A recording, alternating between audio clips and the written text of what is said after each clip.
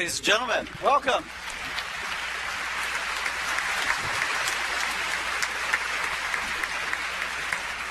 Welcome to this extraordinary debate on state surveillance. My name is Rudyard Griffiths. It's my privilege to act as the organizer of this semi-annual series and to once again serve as your moderator. I want to start tonight's proceedings by welcoming the North American-wide television and radio audience tuning into this debate everywhere from the Canadian Broadcasting Corporation to CPAC, Canada's public affairs channel, to C-SPAN across the continental U.S. A warm hello also to the thousands of people watching this debate live right now on the internet on theintercept.com and monkdebates.com. It's terrific to have you as virtual participants in tonight's proceedings. And finally, hello to you, the over 2,500 people who've once again filled Roy Thomson Hall to capacity for a Munk debate. We just thank you for your enthusiasm for what this series is all about, bringing together big thinkers to debate the big issues transforming the world in Canada. You know, the presence on this stage in a matter of moments of four really outstanding thinkers on the topic of state surveillance would not be possible without our host tonight. So please join me in an appreciation of the Aurea Foundation and its co-founders, Peter and Melanie Munk.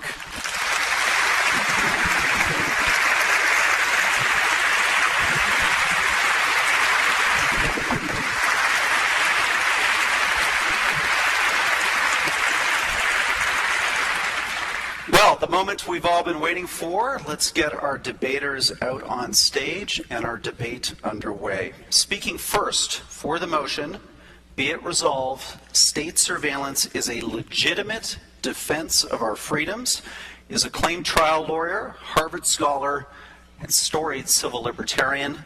Ladies and gentlemen, Professor Alan Dershowitz.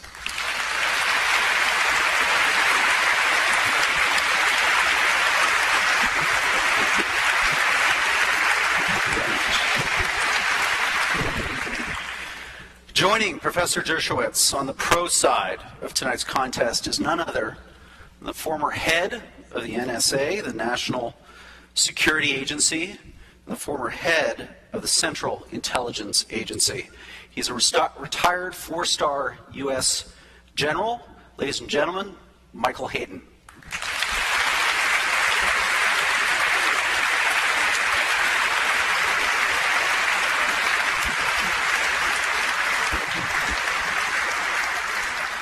Now, one great team of debaters deserves another, and we have not let you down tonight. Ladies and gentlemen, please welcome serial technology entrepreneur, the co-founder of the global social news phenomenon Reddit, and best-selling author, Alexis Ohanian. Alexis.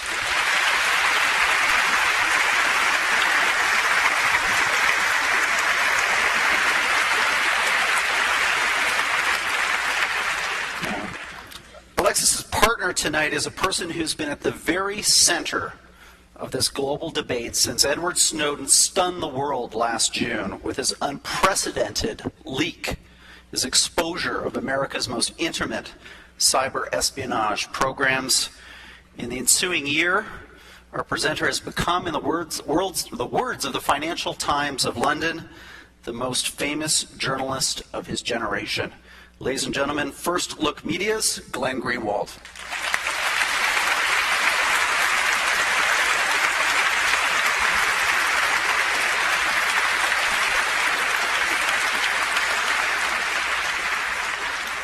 Okay, before we call on our debaters for their opening statements, I need the help of everyone in this hall and those of you watching at home with three simple tasks. First, and you don't often say this in a gracious concert hall like this, power up your smartphones. We have an open Wi-Fi network broadcasting throughout the hall. You can tweet to our hashtag, #MunkDebate. Also, we've got a rolling opinion survey of the audience tonight. That's both for you in the hall and for those of you watching online. Pop open your browser, enter the URL, www.monkdebates.com/vote. And third, this is important, those of you in the hall, when you see our dastardly countdown clock appear on the screens at the end of the allotted time for opening statements, rebuttals, and closing statements, please join me in a round of applause for our speaker. This is going to keep them on their toes and, of course, our debate on time. One last thing before we get to opening statements. Let's find out how all of you, the 2,500 of you, voted at the outset of this evening's debate on our resolution. Be it resolved, state surveillance is a legitimate defense of our freedoms. Let's have those results now, our opening vote. 32% agree, 74% disagree, 47% disagree, 21% undecided. So a debate in play. Now, a very important question, because what these debates are all about is which one of these teams can sway public opinion, who can change the minds of the 2,500 people in this hall over the next hour and a half. So who is open to changing their vote? What percentage? Let's have those numbers. Wow, 87% of the audience gathered here, a very open-minded crowd. Only 13% of you are committed resolutely to the pro or the con side. A great set of results to kick off our opening statements, which I'm going to do now. As per convention, the pro side will speak first. 6 minutes for each opening remark. General Hayden, the floor is yours. Well, good evening. Thanks for coming. And thanks for the warm welcome. After I read your morning newspaper and saw that Alan and I were identified as two of the most pernicious human beings on the planet, I just wasn't really sure. State surveillance is a legitimate defense of our freedoms. Well, we all know the answer to that. It depends. And it depends on facts. It depends on the totality of circumstances in which we find ourselves. What kind of surveillance? For what kind of purposes? In what kind of state of danger? And that's why facts matter. Okay? But in having this debate, in trying to decide whether this surveillance is a legitimate defense of our freedom, we really need to know exactly what this surveillance is. And I freely admit, that's hard. Okay? This stuff has been pushed out into the public domain, and you've had a chance to look at it, and sometimes it's been pushed out there in a way that, well, let me be kind, it's not clear. And other times it's been put out there in a way that's just wrong. Let me give you an example. And by the way, no one has to have ill intent to make it wrong. This is actually really complicated stuff. There is one slide that was pushed out in the public domain over a program called Boundless Informant. If I were actually thinking of names that would eventually become public, that's probably not one I would pick, okay? But what it was a heat map of the world. And it showed the metadata events that NSA in one way or another acquired in different parts of the world. And it cooked off tens of million metadata events that NSA was getting, according to the map, from France and Spain and Norway. And so immediately the story was, hey, these guys are ripping off the phone bills of a whole bunch of Europeans. The reality of the story was that the French, Spanish, or Norwegian services were providing NSA metadata that their services had collected, not in their own countries, but in internationally recognized theaters of armed conflict. It was a team ball effort, but it got rolled out as very aggressive collection on the part of NSA. So it's hard, it's complicated. Sometimes, though, this stuff just gets rushed to the darkest corner of the room. All right? All ties go to the most ominous description of what's happening. And sometimes it doesn't even have to be a tie. It just goes to the most ominous description. Something called the PRISM program. That's NSA having access through Google and Microsoft and Yahoo to materials on their servers in the United States, materials affiliated with a legitimate intelligence target. That got shoved out the door, that NSA is free-ranging on the servers of Google and Microsoft and Yahoo, that it just was an uncontrolled NSA exploration of this data. That's just not wrong. Now, that story was pushed out. The Washington Post was one of the ones that pushed it out. They corrected it on their website over several days without notifying people the article had been changed. But let's skip all that. Let's just all assume that we can get to hard truth, that we can actually boil this down to what CSEC's doing here and NSA is doing across the lake and GCHQ is doing in Great Britain, ASD is doing in Australia. Even then, you've got a problem. Because even then, you're walking into a movie theater late in the third reel, and you're looking at a scene, a snapshot of the third reel, and you're saying, aha, the butler did it. Actually, you need to go back and look at the whole movie. You need to see what went on before. Because if you know what went on before, you may have a different interpretation of what it is you think the butler is guilty of. There are 3 or 4 things that happened that NSA and all these organizations have tried to solve. The one was volume. How do you conduct signals intelligence to keep you safe in a tsunami of global communications? Well, the answer to that is bulk collection of metadata. Another issue that's out there prominently is, NSA is mucking about in those global telecommunication grids that have your emails. No one complained when NSA was doing Soviet Strategic Rocket Forces microwave signals. Well, the equivalent of those Soviet microwave signals are proliferator, terrorist, narco-trafficker, money launderer emails coexisting with yours and mine out there in Gmail. And if you want NSA to continue to do what it was doing, or CSEC to continue to do what it's doing, what it had been doing to keep you safe, it's got to be in the stream where your data is. There's a couple other things, too. After 9/11, the enemy was inside my country. That's the 215 program, metadata. Who might be affiliated with terrorists inside the United States? And finally, when the enemy wasn't in my country, his communications were. It's an accident of history, but it's a fact. Most emails reside on servers in the United States. They should not deserve constitutional protection if the email is from a bad man in Pakistan communicating to a bad man in Yemen. And the PRISM program is what allowed us to get those emails to keep everyone safe. There's a lot more to talk about, but you're going to start clapping in about 9 seconds, so I'm going to go back to the podium. Thank you.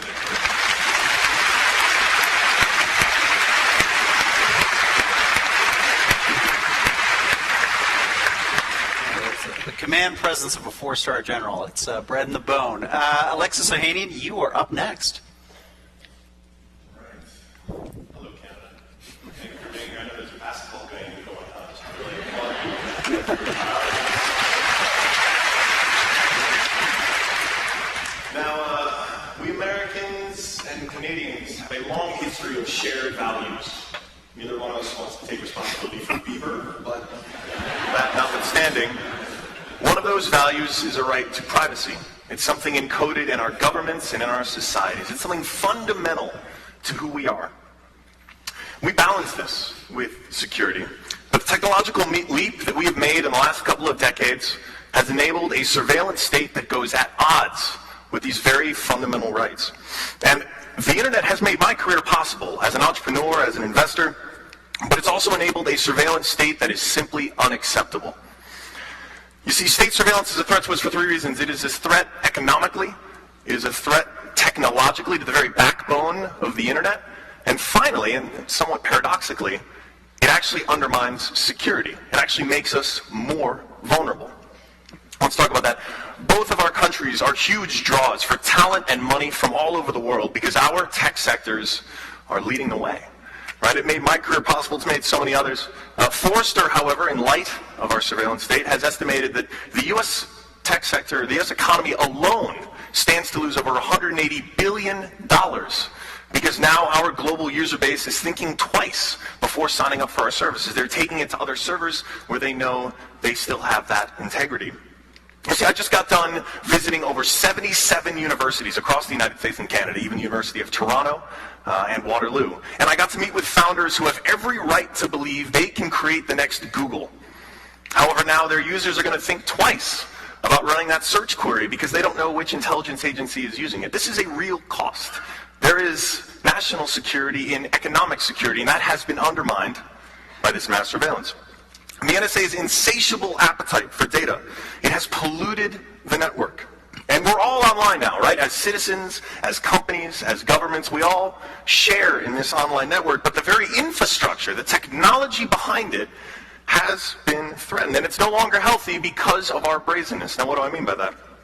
Well, from a technological standpoint, the World Wide Web only works if it has worldwide in it, right? And now we hear countries like Germany and Brazil talking about balkanizing the internet.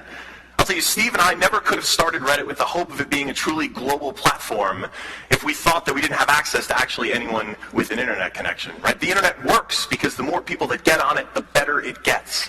And this is the environment that we've created. You see, we're not just talking about law, we're talking about the very technology. We are keeping things insecure for the purposes of hopefully using it for surveillance somewhere down the road. Let me put it another way, all right?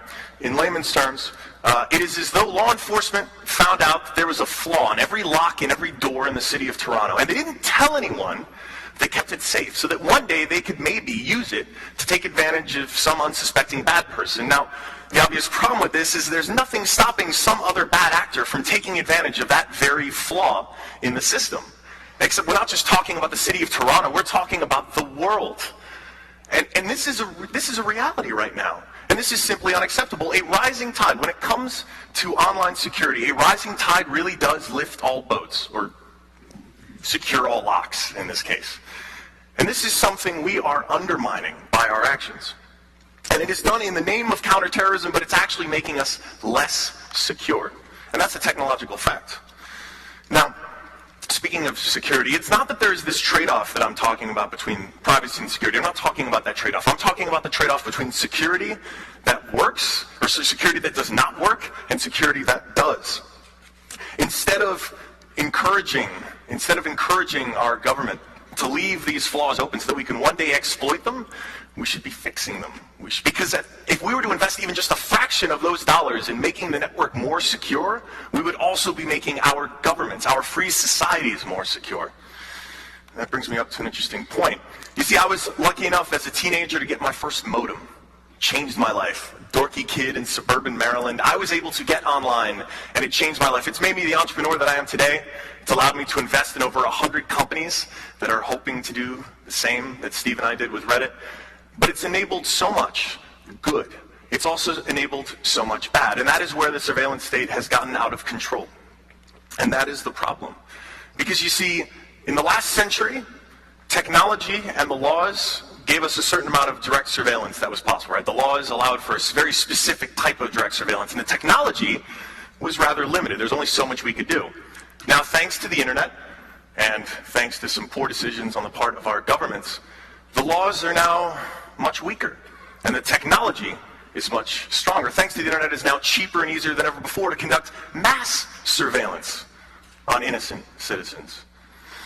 And so, while the internet must be defended, while the values we hold so dear that make these stories possible in Canada and the United States must be protected, it must not be done at the cost of our security. And that is what the surveillance state is doing. And the internet is a fundamentally global democratic platform. And I must say that way. It embodies all the values we as citizens in a democracy love. And we have not been good stewards of it. But now is the chance to change all that, and I hope you'll work with me and Glenn to go against this motion. Thank you.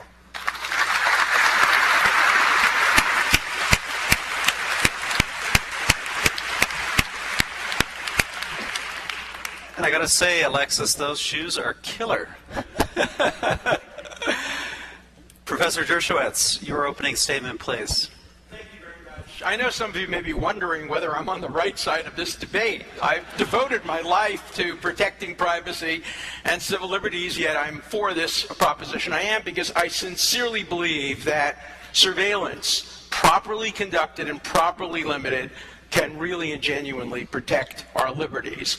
Look, no state has ever survived without some surveillance, and no state deserves to survive if it has too much surveillance, particularly against its own citizens. A balance has to be struck, but that balance cannot eliminate the power of government to obtain information necessary to the defense of our freedoms. A proper balance requires a proper process for deciding when surveillance is justified, when the need for preventive intelligence is greater in any particular case than the need for privacy. And in striking that balance, it's important to distinguish among different types and degrees of surveillance. There's a considerable difference, for example, between street cameras that observe the external movements of people in public places and hidden microphones that can listen to what you're saying in your bedroom. There's a difference as well between accessing the content of phone calls and emails and cataloging the externalities of such messages, to whom they're sent, when they were sent. There's also a considerable difference between surveilling our own citizens and surveilling foreigners, including foreign leaders who are probably trying to listen in on our leaders' conversations. To fail to base our policies on this difference is to fail in the very act of governance, which requires nuance and calibration. Matters of degree matter, and differences in degree can differentiate pragmatic democracies who are genuinely seeking to protect their citizens against real harms from self-serving tyrannies that seek only to protect their leaders from accountability. We will hear tonight that terrorism and the need to protect our citizens is only a pretext, that there are other motives, sinister motives, for why we collect this information. So I will throw a challenge out to our distinguished opponents. What are those motives? Why would the Obama administration have continued this policy of surveillance after being briefed? Was it because President Obama has some sinister motive that he won't tell anybody about for gathering this information and is only using terrorism as a pretext, the way the Nazis in Germany used the Reichstag fire as a way of suppressing civil liberties? I don't believe that. I hope you won't either. Motives matter, though they too are difficult to discern and are frequently mixed. Many who supported the surveillance conducted by the FBI against the Ku Klux Klan and other racist groups during the civil rights movement opposed the very same surveillance techniques when they were used years later against the Black Panthers. And many who now applaud the decision to publish the illegally recorded private statements made by Donald Sterling to his mistress would express outrage if equally pernicious statements made in private by people they admire and respect were subject to public disclosure. Privacy for me, but not for thee, is as common as it is cynically self-serving. Now, we ought to be concerned about surveillance. There's virtually nothing that's immune from the pervasive eyes, ears, and even noses of the new generation of big brothers. It's absolutely true. But the most dangerous approach to our liberties is the all-or-nothing one proposed by radical proponents and opponents of all government surveillance. Those who oppose all surveillance are as dangerous to our liberties as those who uncritically support all surveillance. We need to know what harms our enemies, external and internal, are planning in order to prevent them from carrying them out. But we also need to impose constraints, and that's why process comes into play. We need a demanding process, but we need to make sure that the burden is realistically designed to strike a proper balance between two equally legitimate but competing values: the need for preventive intelligence to stop attacks against us and the need to protect our privacy from those who place too high a value on security and too low a value on privacy. I believe it's possible to strike that balance in a manner that protects our freedoms, and that is where our efforts should be directed. Surveillance, properly limited and appropriately conducted, can promote liberty, protect life, and help us defend our freedoms. Our enemies, especially those who target civilians, have one major advantage over us. They are not constrained by morality or legality. We have an advantage over them. In addition to operating under the rule of law, we have developed through hard work and extensive research technological tools that allow us to monitor and prevent their unlawful and lethal actions. Such technological tools helped us break the German and the Japanese code during the Second World War. They helped us defeat fascism. They helped us in the Cold War. And they are helping us now in the hot war against terrorists who would bomb this theater if they had the capacity to do so. You're going to hear again that there are only excuses that are being offered, that terrorism is really not a serious problem, or that American policy is as terroristic as the policy of Al-Qaeda. I don't think you're going to accept that argument. We must not surrender our technological advantage. Instead, we must constrain it within the rule of law by constructing appropriate processes governing its use.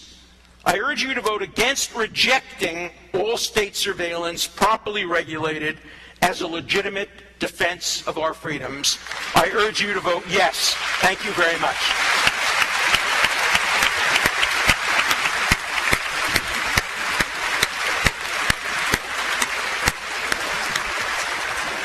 You can tell a trial lawyer through and through, right down to the final second there. Congratulations, Alan. That was terrific.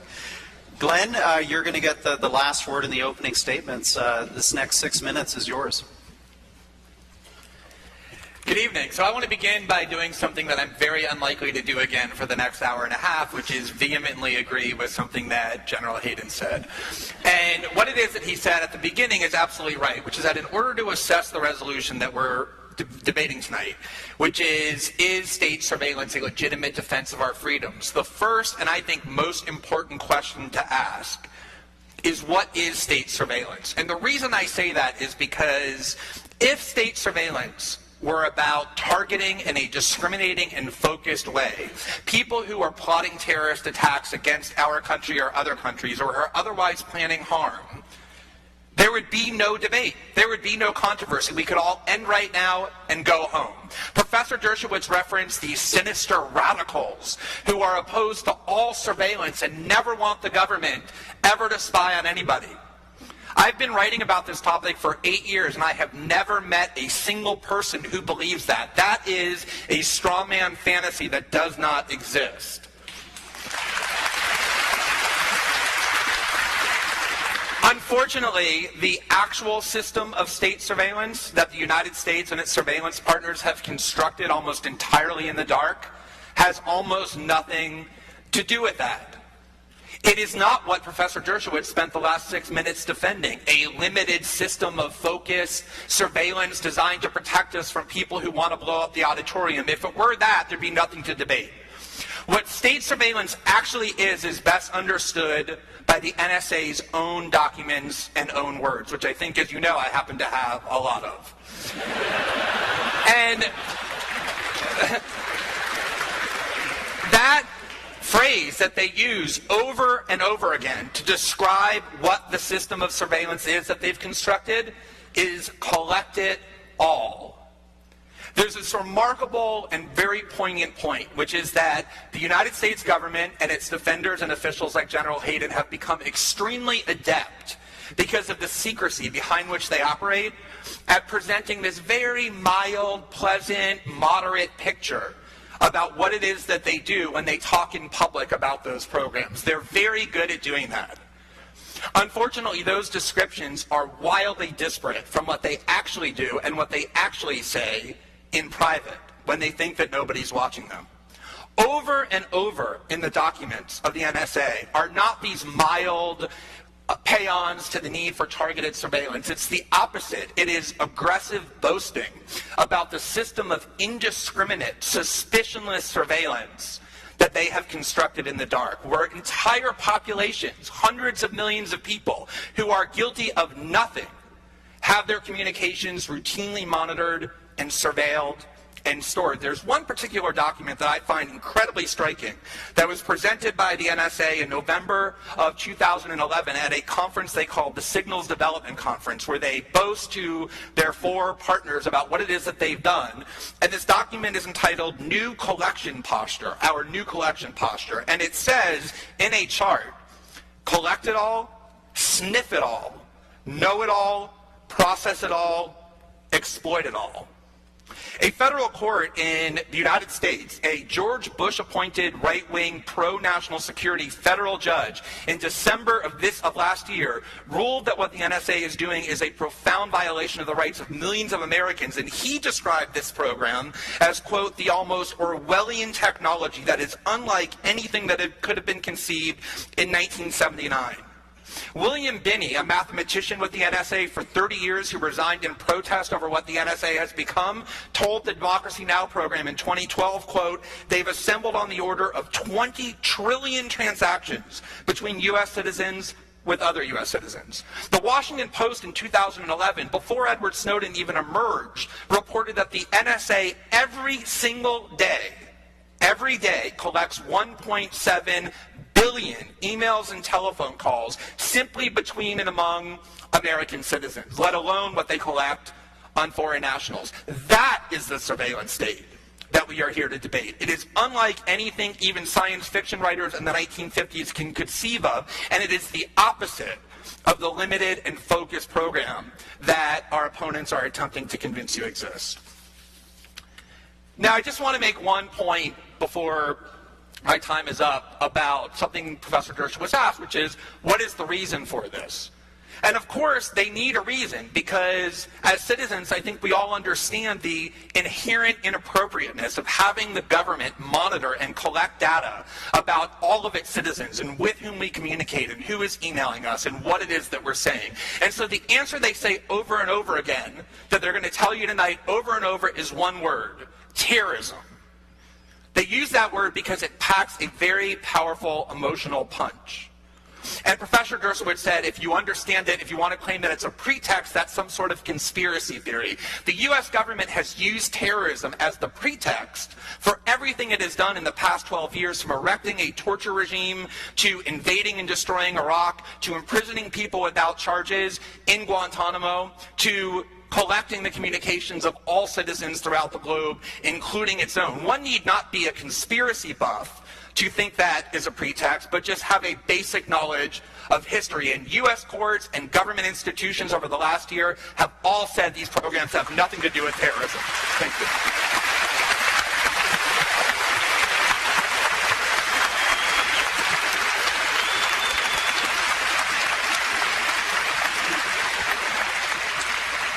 Well, ladies and gentlemen, four very formidable debaters. What talent on the stage tonight. We're going to allow them to extend their arguments a little bit further now with timed 2-minute rebuttals, where they're going to weigh in on what they've heard from their opponents.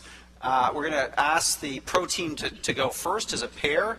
General Hayden, you spoke at the top of the debate, so let's hear your rebuttal now. Okay. 2 minutes is not long enough to unpack all the inaccuracies of the last 24. Alexis, I actually agree with a lot of your stuff. The balkanization of the internet would be a human tragedy, and we can talk about that in the after prom party, how we might want to do that. Glenn, I don't agree with anything you said. Couple of quick points, because time is short. Alexis, you just kind of put the surveillance state out there as a given. You need to define that. I agree with the American industry has suffered because of the stories that some people have written. American industry is doing nothing more than what industries around the world are doing for their own intelligence services. And American industry is being unfairly singled out and punished because of that. A whole bunch of other things. Mention massive surveillance. We do bulk collection. That's different from massive surveillance. We can talk about that later. Glenn says we collect everything there is. NSA actually on any given day collects, listen up carefully, it's a big number, collects 0.00004% of global internet traffic. I have no idea what 1.7 billion intra-American email collection means. That is simply not happening. What we have here are people trying to keep you safe, and I've got an image coming out that the people who work and lead NSA are like that character in The Simpsons, you know, Mr. Burns, after finally they get to go, excellent, excellent. We got a lot more to unpack, but you get the drift. Thanks.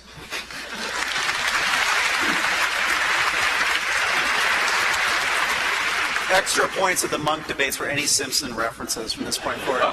Alan Dershowitz, your rebuttal. I think we've heard two straw men from the other side. The first straw man is raising the issue of torture and rendition. That proves my point. I'm a liberal Democrat who voted against President Bush and voted for Obama. I hate torture. I hate rendition. I'm against all of that. But does anyone doubt that that was motivated genuinely, if erroneously, by a desire to stop terrorism? Do you think that President Bush ordered these horrible things to be done just because he likes torture or likes rendition? He may have been wrong, but that was his motive. That was his goal. That was his purpose, to stop terrorism. And so let's debate the merits of whether surveillance is good or bad, not the motives. Second, the argument is that, well, if we only could just surveil terrorists, if we could only just point terrorists, if only we could live in a world like that. That is a real straw man. Of course we wouldn't be having this debate, because we wouldn't be debating you. If you can figure out a way of identifying terrorists and only terrorists without the need to sometimes intrude on the conversation of somebody who might be talking to a terrorist or might know somebody who is a terrorist, I would be thrilled. But it's in the nature of life that, of course, one has to overpredict. We all know when it comes to guilt or innocence of punishment, better 10 guilty go free than 1 innocent be wrongly confined. But that's not the rule for preventive intelligence. When it comes to preventive intelligence, it's far better that a few people have some intrusion than that 1 innocent person whose death could have been prevented by an act of terrorism is prevented. We have to overpredict. We have to overuse. The question is how much, how to control it, how to constrain it. I think we can have enough surveillance that is consistent with liberty. Thank you.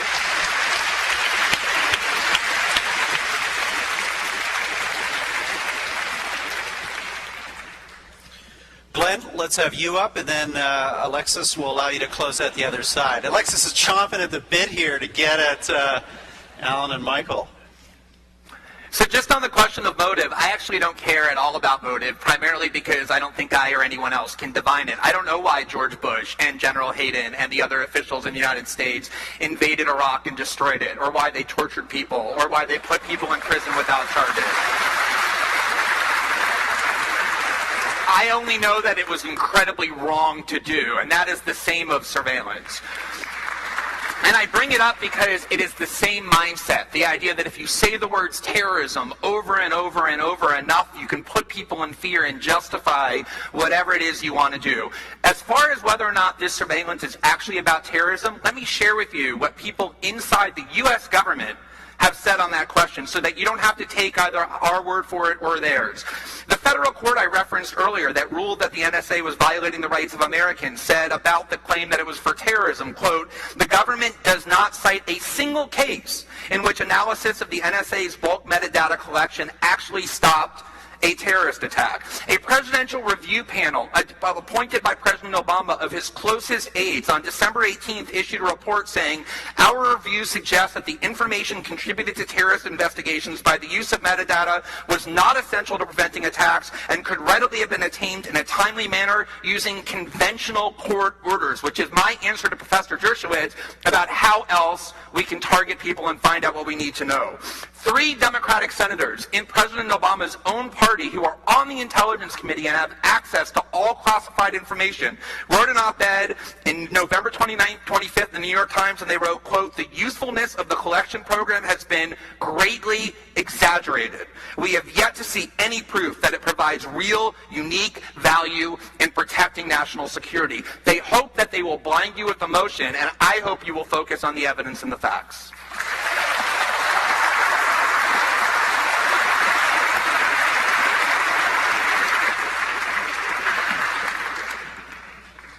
Now it's my turn. All right. Bring in the nerds. All right. Well, I'm happy, General Hayden. I'm happy we're in accord, at least for the technological cost to this. I spoke earlier about the economic cost, but I want to reiterate the fact that I am the nerd here, right?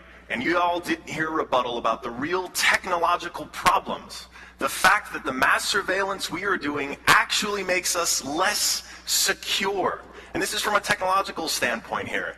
And this is something that we, as Canadians, as Americans, have every reason to be worried about. We should be working to make the internet stronger, to making it more secure, because it benefits all of us.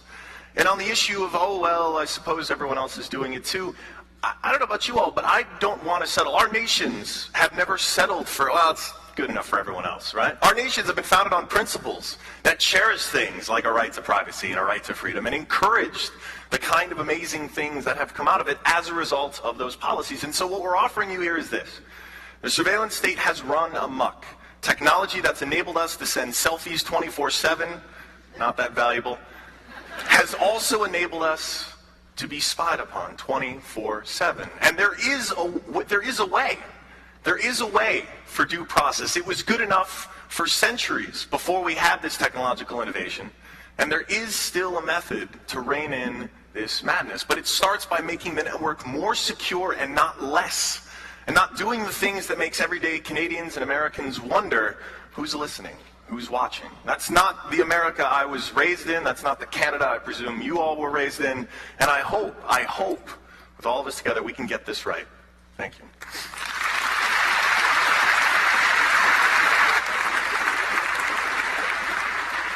Well, the battle lines in this debate could not be clearer. Now we're going to move on to our cross-examination period, where we're going to get these two teams of debaters to engage with each other directly. I want to start with a question that comes out of, I think, the real points of clash here in the opening part of this debate. It's around what are the risks that we're defending ourselves against by virtue of having these programs. And General Hayden, let me ask you. You were there at September 11.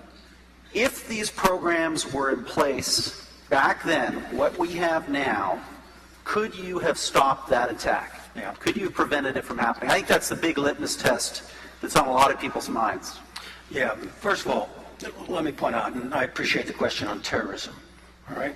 But this isn't just about terrorism, all right? This is about legitimate foreign intelligence activity on the part of free people to keep themselves safe and free. Terrorism is a big deal, but we do this for lots of good, legitimate reasons. Now, to answer your question, if this program, and here we're talking about the metadata program, which is about terrorism, because the only reason you can use the metadata is to stop terrorism.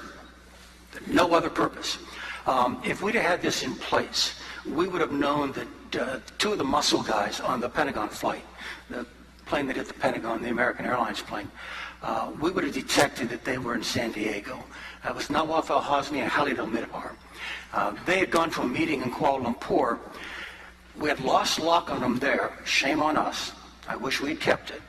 But then they came to the United States, unbeknownst to us. NSA actually intercepted their phone calls from San Diego, where they were staying, back to a known al-Qaeda safe house in Yemen. We listened in. Now, the trigger, okay, the selector, as it's called, why were we listening to that phone call, was because we were covering the safe house in Yemen.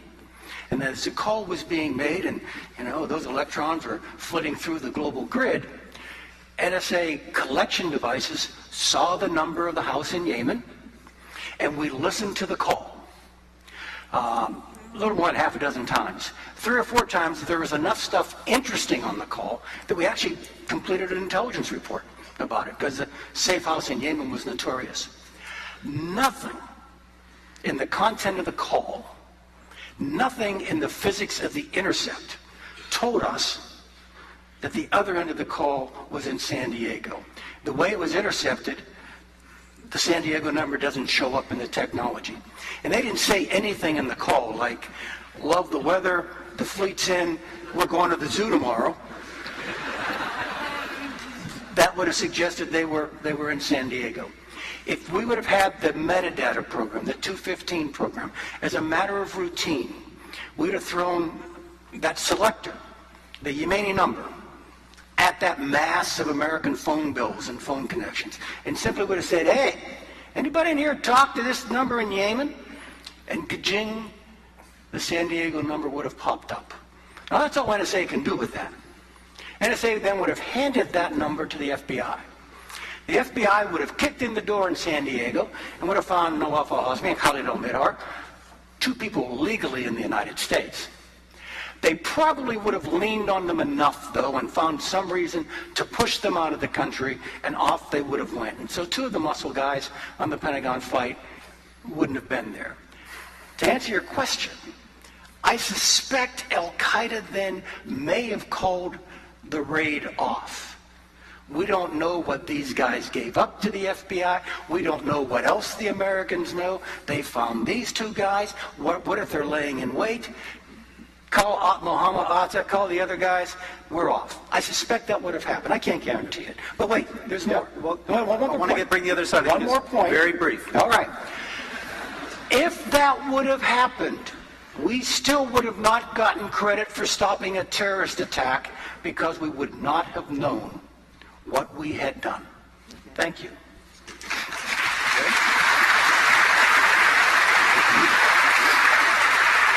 So, Glenn, sounds kind of convincing. Well, I have a lot to say about that, although I'll try and make my remarks actually brief. And I understand why General Hayden wants to claim that he didn't have the capabilities to stop 9/11 because he was the head of the NSA at the time the 9/11 attacks took place, and wants to say that I didn't have the ability to stop it. But that claim is incredibly inflammatory to Americans and people throughout the West, that we could have stopped 9/11 or disrupted this plot had we had the NSA programs that are now being debated, has offended the leading experts on Al-Qaeda in the United States, who almost always defend the United States and the war on terror. One of them, Peter Bergen, about this claim, wrote on CNN on December 30th, 2013, is it really the case that the U.S. intelligence community didn't have the dots in the lead up to 9/11? Hardly. The failure to respond to these warnings was a policy failure by the Bush administration, not an intelligence failure by the U.S. intelligence community.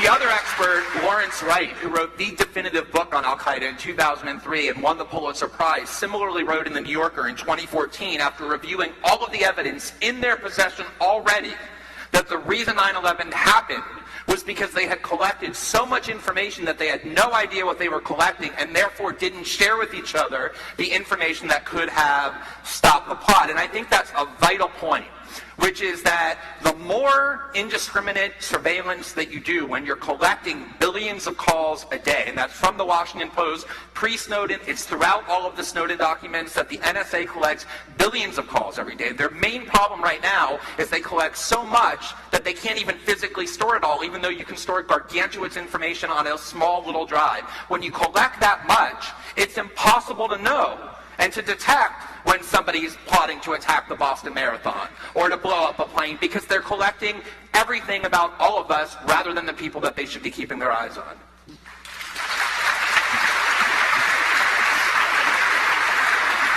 So, Alexis, come in on that. You're the self-professed, which you are, a tech expert here. I mean, are we buried in data? I mean, General Hayden's saying that's precisely the challenge. There's too much data. We have to respond to it. We have to systematize it. We have to drill down into it. Are you just saying the technology is overwhelmed by the data itself? Yes. Yeah, this is a very, very hard problem to solve. And I mean, the gift and the curse of all that data, aside from all the civil liberty violations, is that, yeah, there may be some signal in there, but there's a lot of noise. And it's a very hard software problem to solve. And like I said, that's still only part of it, right? Because through the efforts of this mass surveillance, we've also undermined so much of the technology that makes the internet work, that keeps us safe, every one of us safe. And so it becomes more than just a rather offensive use of surveillance on innocent civilians. It becomes much more because it threatens how the internet, the technology of how the internet works, and works well. Professor Dershowitz, come on in on this one. Well, this intelligence is always a work in progress. Intelligence in the context of newly developing technology is always a work in progress. I think we're asking for too much right now. And that's why motive is so important. And that's why it's so important to understand that Mr. Greenwald has conceded his major argument. He had said that this is all a pretext. Now he says, I don't care about motive. But pretext is all about motive. if you're prepared to concede that the motives are good and that it's a work in progress, we have to work to make it better. Now, not Greenwald, because he says it's a pretext. And if it's a pretext, there's no use trying to make it any better. I argue that it's well-intentioned, well-motivated. There are problems of too much gathering, perhaps not gathering the right information. That's why we need to reform the FISA court. That's why we need to have a range of other changes that allow us to take this work in progress and make it fit in a nice way into our war against terrorism without diminishing civil liberties. I think we can do it. We've done it with other technologies in the past. Let's not throw out the baby with the bathwater. Let's not restrict ourselves from using our tremendous technological advantage that we worked so hard to achieve. Let's work to strike the appropriate balance. So Glenn, to understand your argument, can you see a policy where bulk data exists that strikes the right balance? No. There is no bulk data means indiscriminate mass collection, keeping track of who it is that you're talking to, who's calling you, and who is emailing you. And the government, a legitimate government, has no business monitoring and surveilling entire populations who are guilty of absolutely nothing. There is this attempt to suggest that, well, there are different kinds of surveillance and you can listen to telephone calls or read your emails, or you can just collect metadata. They're doing both. But when they say just metadata, there are all kinds of studies, including from a professor at Princeton, Edward Felton, who have demonstrated that collection of your metadata can actually be more invasive than reading your emails and listening to your phone calls. Imagine if you call an abortion clinic, or an HIV specialist, or a drug addiction hotline, or if you call someone who isn't your spouse late at night repeatedly, or you call a suicide hotline. Why should General Hayden and all of the national security state officials in your government and mine know that I'm calling those people so that they can use that however they wish? I do think that's illegitimate.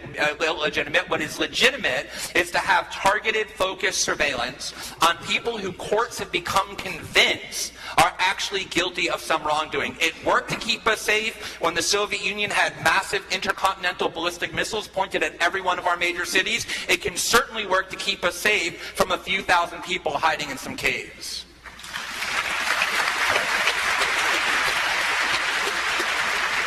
Now, General Hayden, in interviews and elsewhere, you said there's a fundamental difference between collection and surveillance, and these are two different activities. There's massive surveillance and bulk collection, all right? But let me piggyback on a thought that Glenn put out there.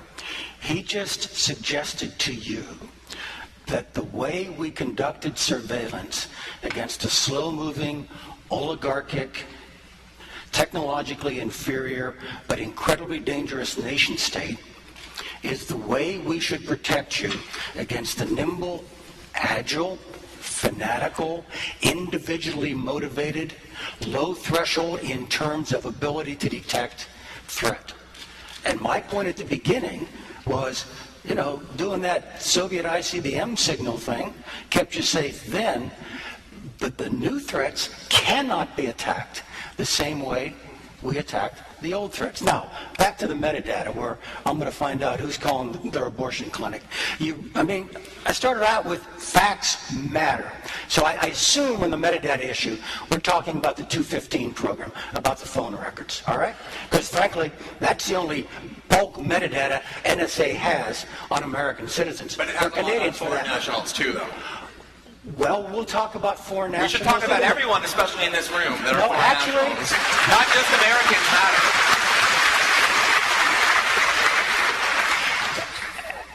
Accusations fit on a bumper sticker.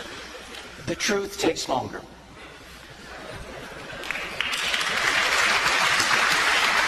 Okay. You keep going. Okay, yeah, keep going. Okay.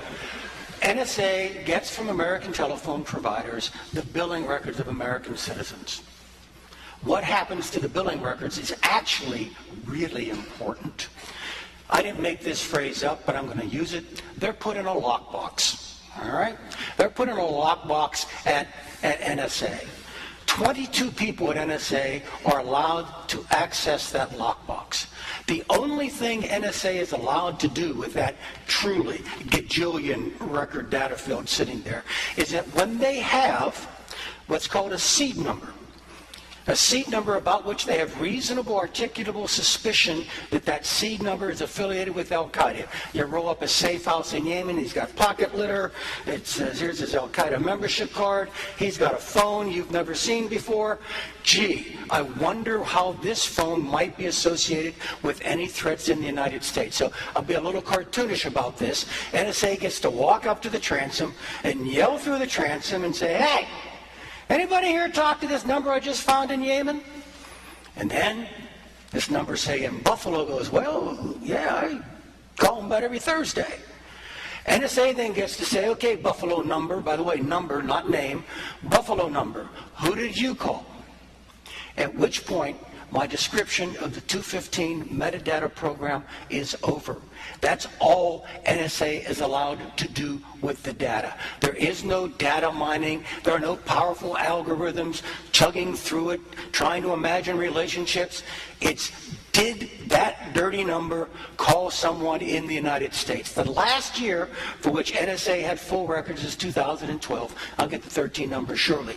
But in 2012, NSA walked up to that transom and yelled, hey, anybody talk to this number? 288 times. Now that still may offend you, but that's not what was described over there.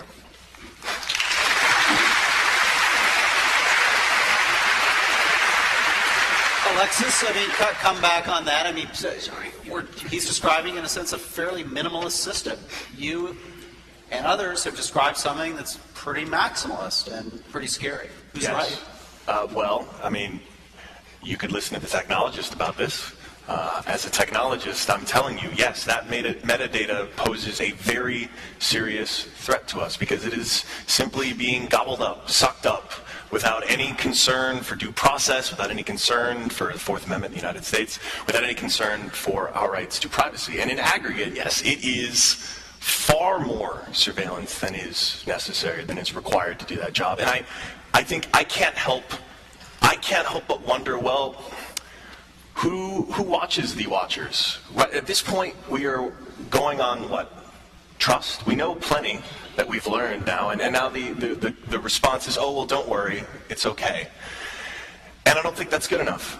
It's not good enough because in democracies, we rely on transparency. We rely on knowing what is going on. And for too long, we have had no knowledge of exactly what was going on. And then when we found out, well, it was not the kind of thing we wanted to be done in our name. And it was, like I said from the very start, actually making us less secure. At the end of the day, I think we all agree we want security above all.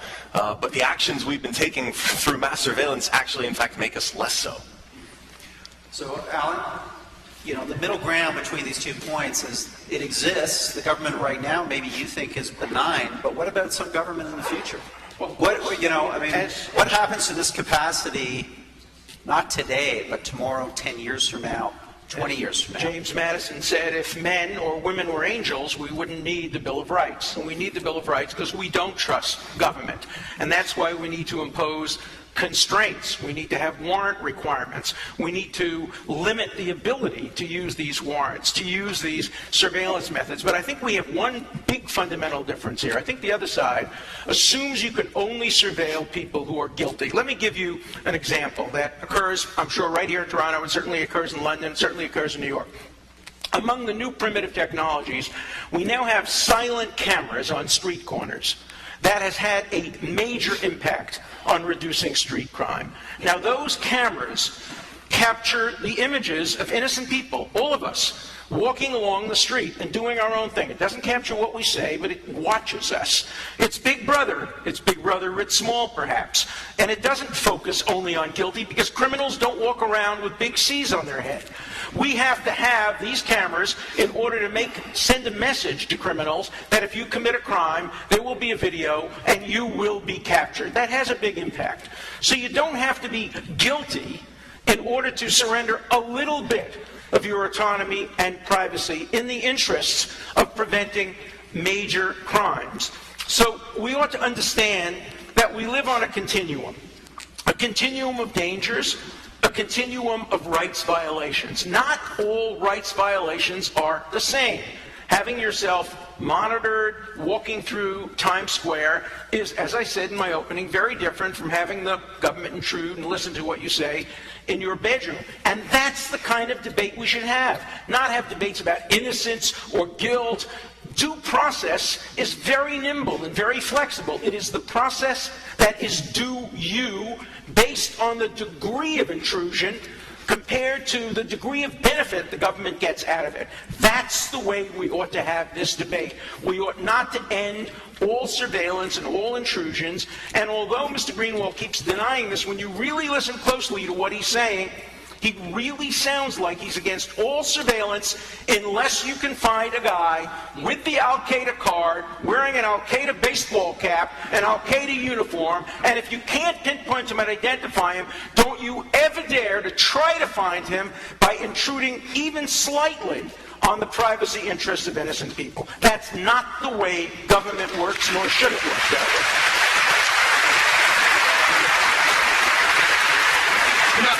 I completely understand, I really do, why Professor Dershowitz wants to attribute to me these positions that are completely laughable and ridiculous, because it's so much easier to debate people when you can pretend that they hold moronic positions that they don't actually believe.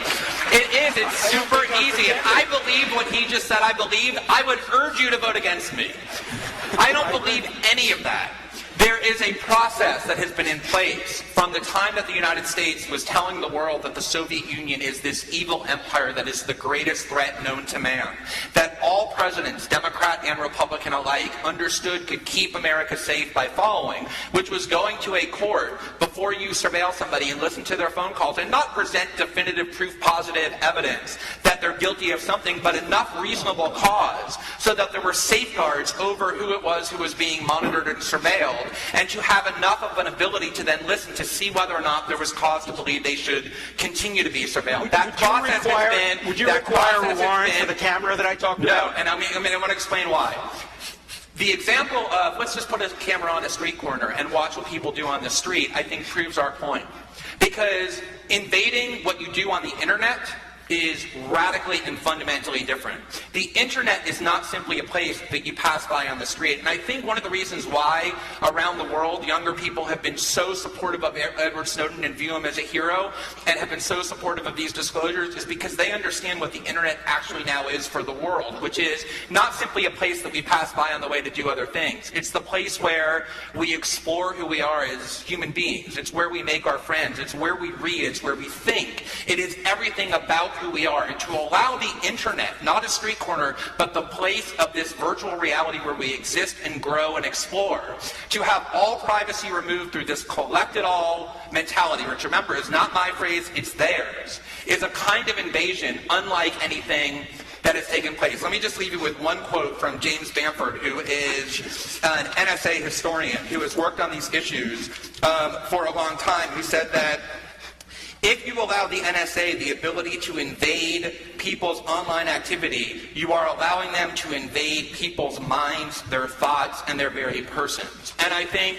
we all understand the value of privacy, even though those of you who voted yes on this resolution at the beginning, I can guarantee you all put passwords on your email and social media accounts and locks on your bedroom and bathroom doors. You wouldn't want me or General Hayden or anyone else trolling through it, because as human beings we all understand that privacy is a unique guarantee of human freedom. It's where creativity and dissent and exploration reside, and when that is gone, so too is a crucial part of human freedom.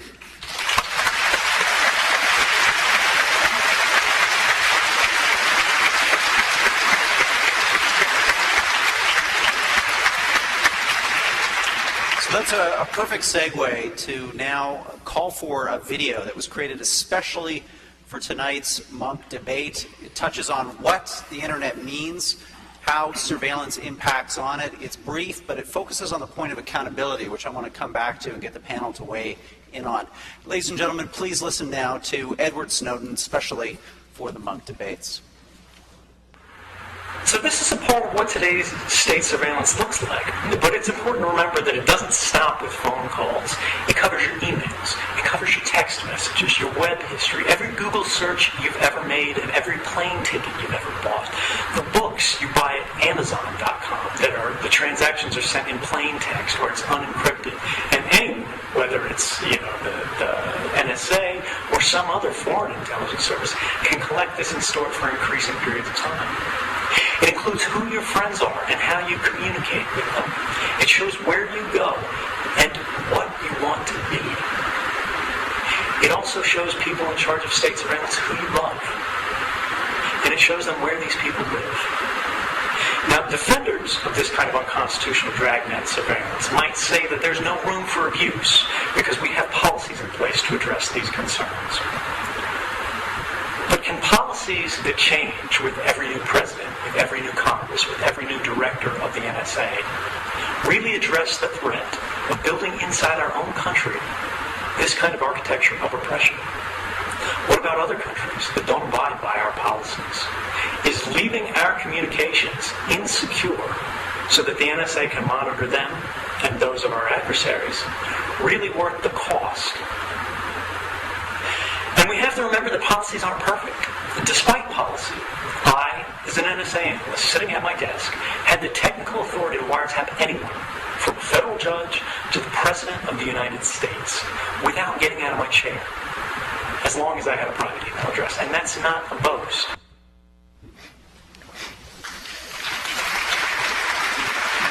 So that's a snippet of a special 7-minute statement that Mr. Snowden recorded for the Munk debates tonight. It's live right now on our website, www.monkdebates.com/Snowden. For those watching online, have a look.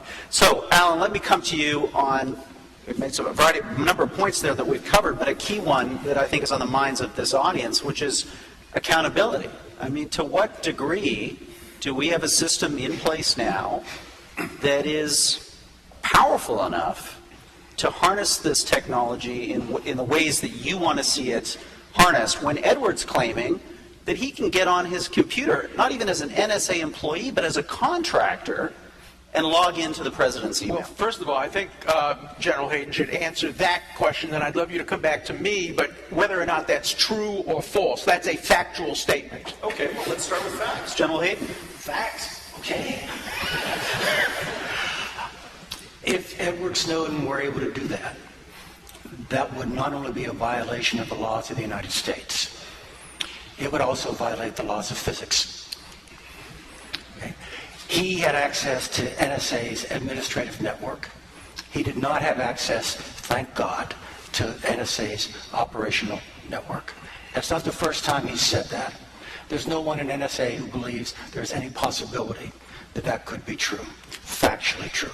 He may claim it's artistically true in the sense that somebody at NSA who actually had authority and was on the right network might do that. But that's my segue to Alan, because this is very, very carefully overseen.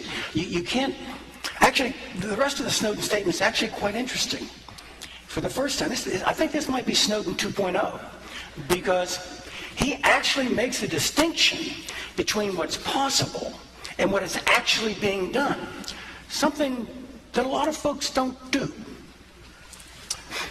Well, let me follow up on that. The United States Supreme Court on Tuesday of this week heard one of the most important arguments that it will hear this year. And the issue that was before the Supreme Court is, if I were to get arrested, say for jaywalking or for driving my car without a seatbelt, under current rules, the policeman searching me can seize my iPhone and can access all the data in my iPhone, including my medical records, my tax records. This isn't the NSA.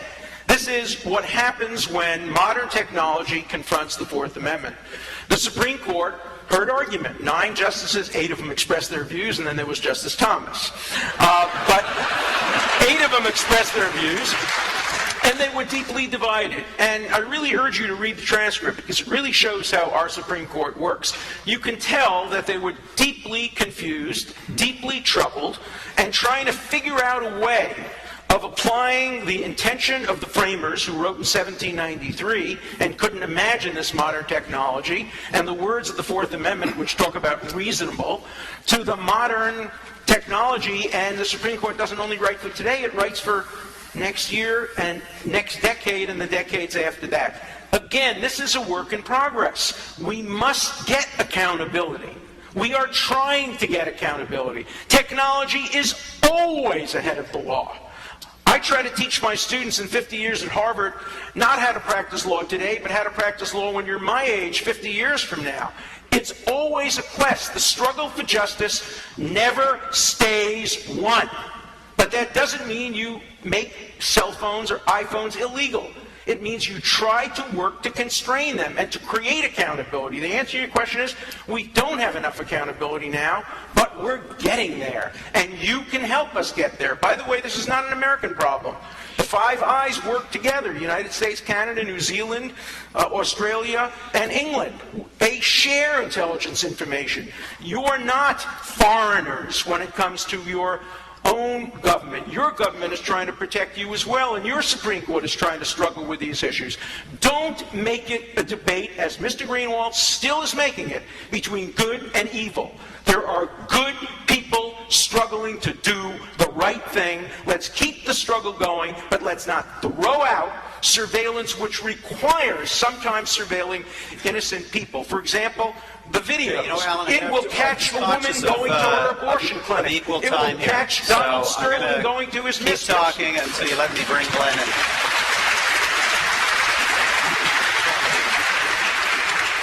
So I began by saying that U.S. national security state officials are very adept and very skillful at presenting a public image that is wildly different than the reality. And of course, the whole NSA scandal began when James Clapper, the Director of National Intelligence, went before our Senate and was asked whether or not the NSA is mass collecting data about millions of Americans, and he looked senators in the eye and said, "No, sir." And then the very first story that we reported from the Snowden archive 2 months later proved that the NSA was doing exactly that, which the top national security official in the United States government falsely denied to the Senate and to the public. And so when you hear things like Mr. Snowden, who, whatever else you think of him, has never been proven to prevaricate, is not telling the truth when he says that sitting at his desk he could have wiretapped anyone, I can guarantee you that is exactly what NSA analysts have the capability to do that, and the evidence for it, don't rely on my word or his, is the X-Keyscore program, which we reported on in The Guardian in September of 2013 with ample documents that show an analyst training manual walking them through and saying, when you want to eavesdrop on a particular email, here is the screen where you do it, and you enter the email and the justification. Nobody checks what it is that you're doing. You simply then start getting those emails exactly as Mr. Snowden said. And the question of whether there's really any safeguards, he said, oh, it's in a lockbox. Don't worry, we're collecting all your data, but it's very well protected. Aside from the fact that history proves that you cannot trust governments to collect that information and not abuse it, think about this fact. The NSA is an agency where Edward Snowden sat for many months and downloaded all of their most sensitive documents. They had no idea that he was doing it.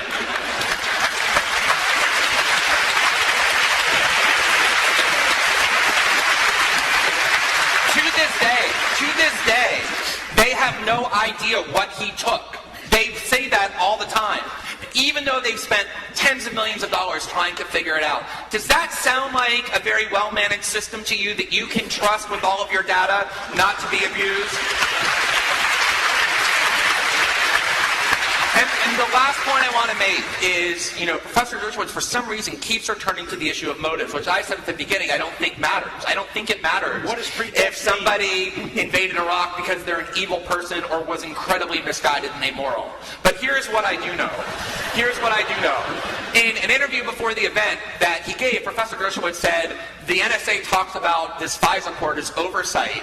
And yet the FISA court is pretty much of a joke. It just gives out warrants, as he said, like lollipops. And I agree with him on that.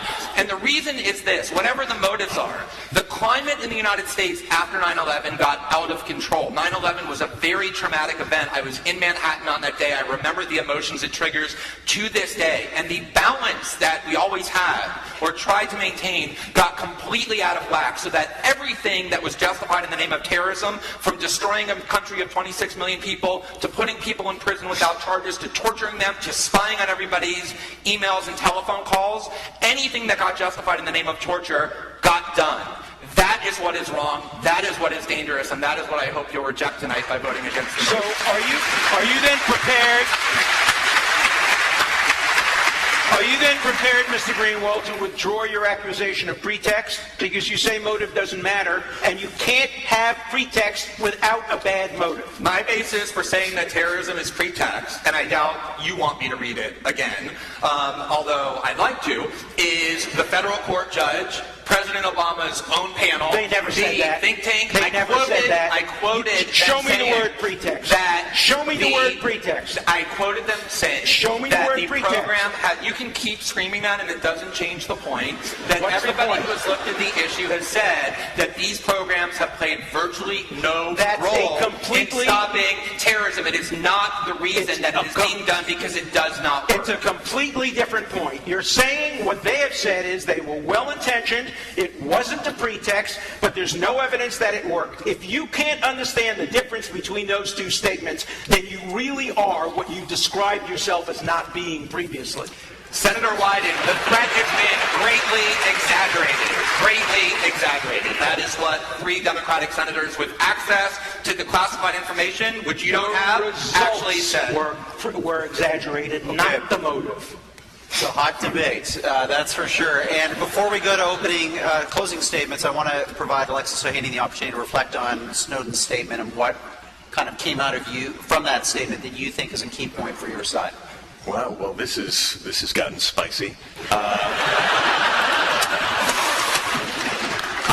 Like I said, I'm the nerd here. All right, I still want to point out that my first opening remarks about the fact that what we're doing for mass surveillance actually undermines the strength and security of our nations, as well as oversteps the bounds and the rights of privacy that we all have. Like, this is still a fundamental truth about what is being done from a technological level.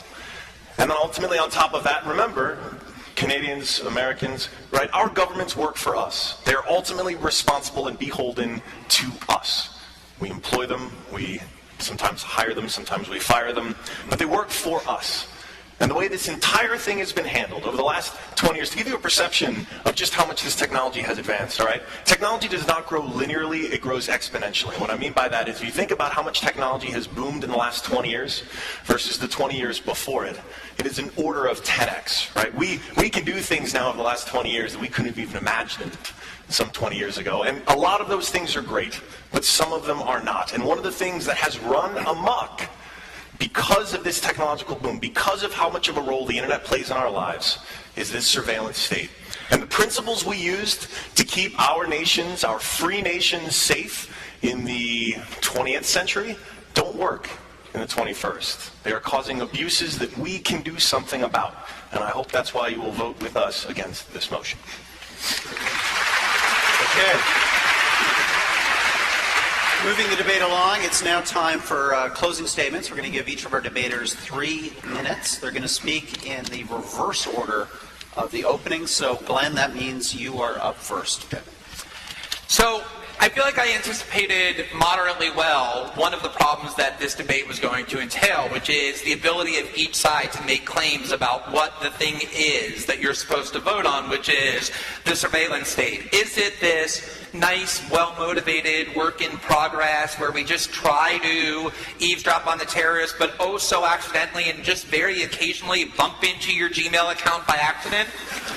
Or is it what the NSA actually described it as being when they didn't know that you were listening?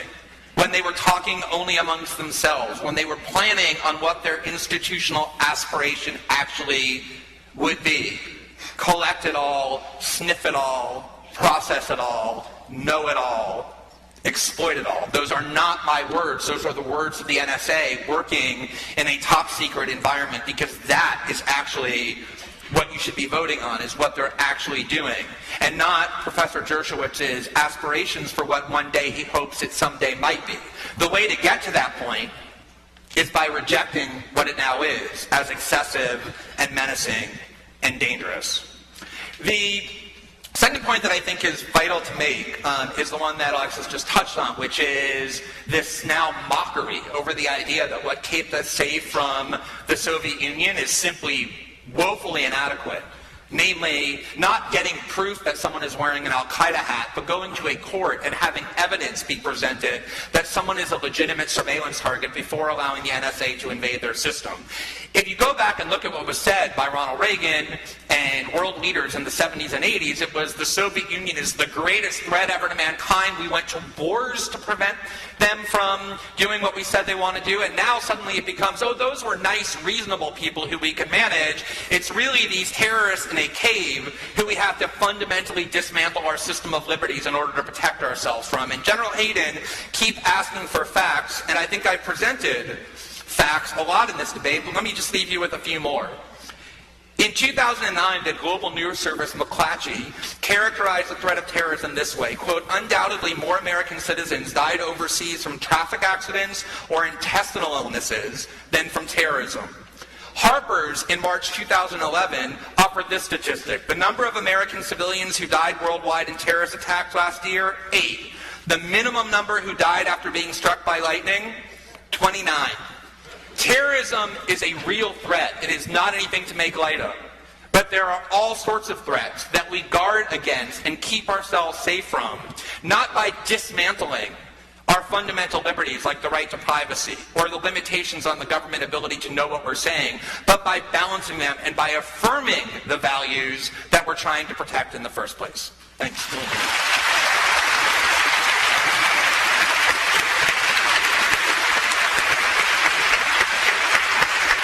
Professor Dershowitz, your closing statement.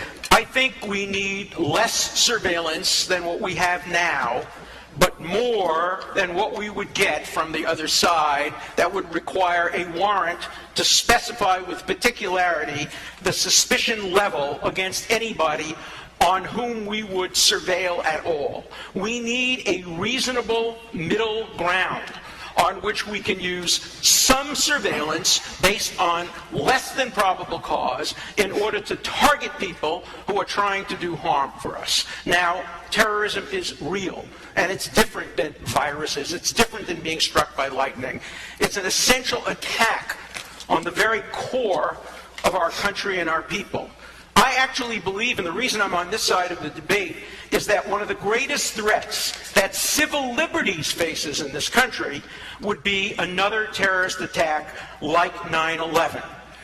Even if fewer people are killed in traffic accidents, if we had another attack like 9/11, the devastating impact it would have on our civil liberties would be incalculable. If you don't believe me, just think back to Canada in 1970. Some of you may be old enough to remember this, when 2 terrorist kidnappings resulted in the invocation of the War Measures Act, which deprived Canadians all over the country of some of their basic civil liberties. I know, because I, along with Irwin Cutler, served as consultants to the Liberal Prime Minister Pierre Trudeau and to the Liberal Attorney General John Turner in those days to try to figure out a way of reducing the impact on civil liberties without diminishing the prevention of terrorism, which was a real threat in those days.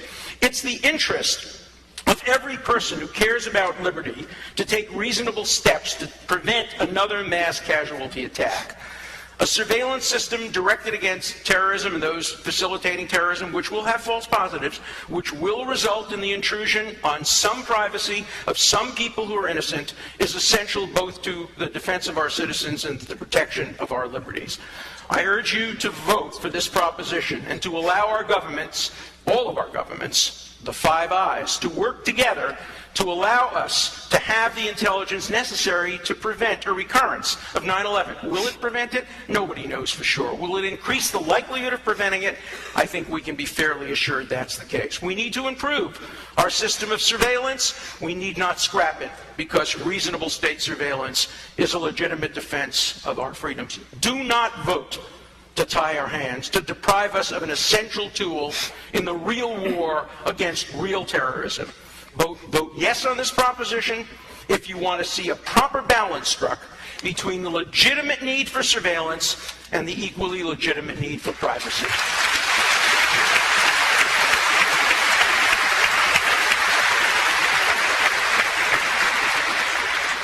Alexis, your 3 minutes. Thank you. Well, Mr. Dershowitz, it sounds like we might be winning you over, at least with the idea of some less surveillance. Now look, technology has enabled so much. It's made my career possible. It's made so many others. With that technology, as I've said before, we've enabled a surveillance state that is out of control. All right, and I started this from the very beginning. I said, look, fundamentally, this is a problem because, one, it affects our economic strength. And economic strength is a core part of our national security.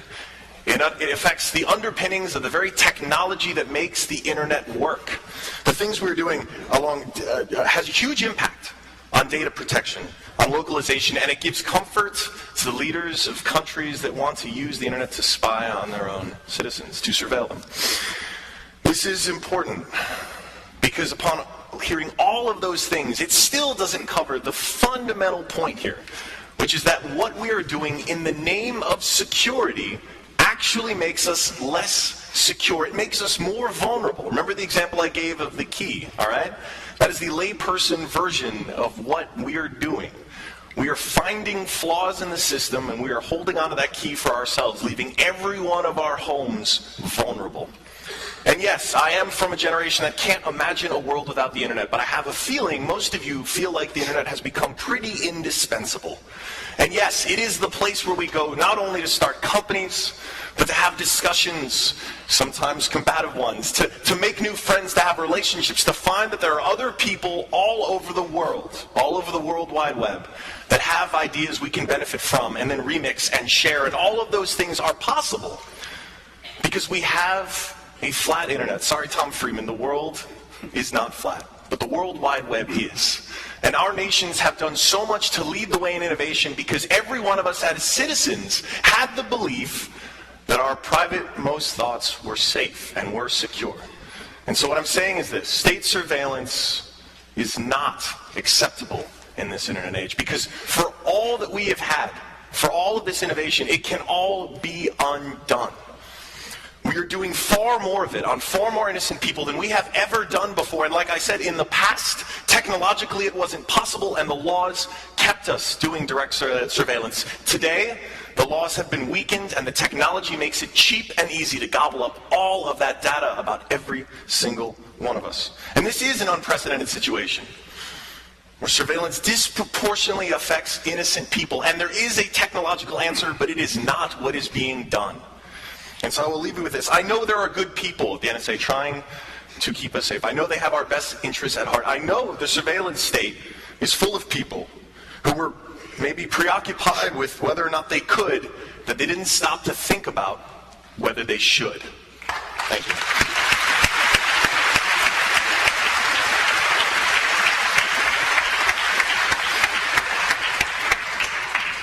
Final opening statement goes to you, General Hayden. Thank you. Closing statement. Thank you. Well, I started out as pernicious, picked up untruthful and untrustworthy along the way, but apparently as a former U.S. intelligence official, I'm a good storyteller, so here goes. Talk about scare tactics. We need to run the tape sometime and count how many times Alan and I said terrorism and how many times Glenn and Alexis said surveillance state. Okay. What do they really mean by surveillance state? 1.7 billion U.S. emails a day collected? No, that's just not true. The surveillance state is out of control. They're monitoring, just now, Alex, every single one of us. We're gathering up the information on far more innocent people. I need to know the what. It's hard for me to counter that. What is it you think we're doing? I love the Snowden quote. It kind of, it covers your text messages, your web history, your searches you've ever made. That's Google. That's not NSA. Okay?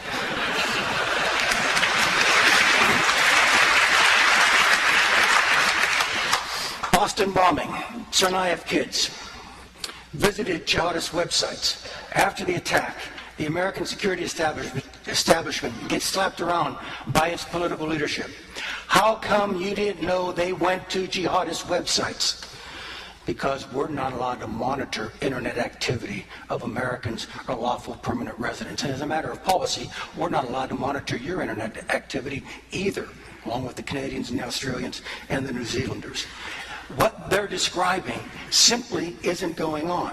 With regard to the Soviets and the threat, I didn't say they were reasonable or safe. I just said their communications were on a dedicated, isolated network where yours never coexisted. And that creates a new dilemma. With regard to oversight, Glenn mentions Judge Leon, who said that the program was probably unconstitutional. That makes Glenn's side 1 for 37 in court decisions on the constitutionality of this, saying, oh, by the way, Leon stayed his own decision. And with regard to the 3 Democrats who articulated opposition to this program for both civil liberties and effectiveness questions, those 3 were on a 15-person committee in the Senate, and those 3 were outvoted consistently 12-3. NSA's mantra, collect it all, doesn't mean collect it all. They drown, they can't use it. What it means is they want the ability to cover any communications by any method at any time by those who would do you harm. Trust me, if what Glenn says is true, and if what Alexis fears is true were true, I'd vote for him too. Thank you.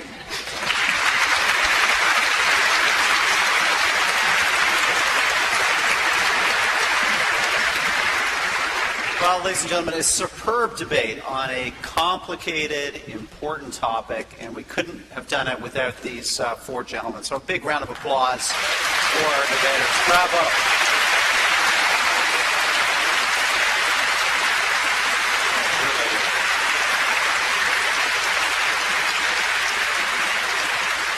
And a big thank you to our hosts tonight who year after year have supported this debate series tirelessly. The Oreo Foundation, Peter and Melanie Munk, thank you for this debate series.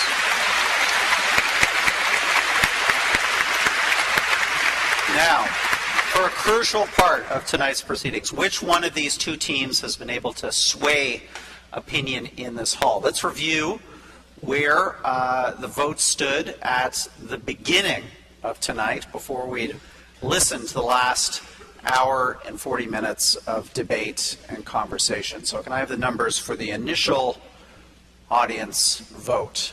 32% agreed with the motion, 47% disagreed, not insignificant, 21% undecided.